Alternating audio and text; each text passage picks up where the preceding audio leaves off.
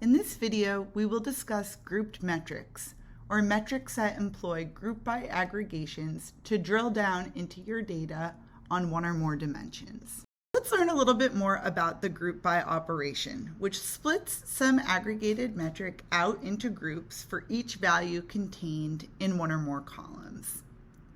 To facilitate this conversation, I have created a simple spreadsheet here with rows that indicate how many dogs each team member petted by day. Please notice that some days have multiple entries for a single team member, so this data has not been cleaned up or aggregated so far.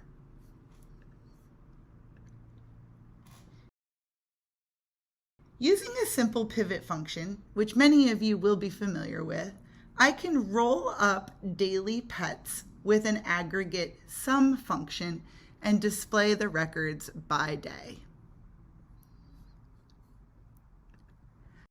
A group by function takes things one step further. It's similar to the pivot function, but it breaks the aggregated data out by the values in some column, in this case, team member. Once again, the aggregation is the sum of dogs petted. Each row still represents a day, but additionally, I can see distinct groups displayed as columns representing my team members. So it adds an additional grain of specificity to an already aggregated metric. Let's go back to Bigeye and build a grouped metric that calculates the average price per unit by product type.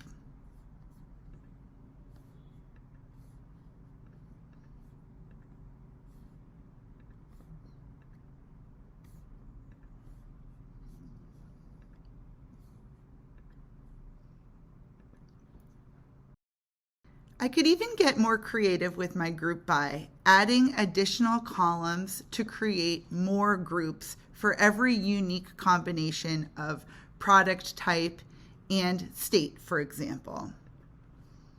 When I deploy this metric, I'm able to see a time series for the average price per unit of each of the products that my company sells displayed on different charts. Thank you for watching this video, and I hope that you have learned more about how grouped metrics may further your analysis.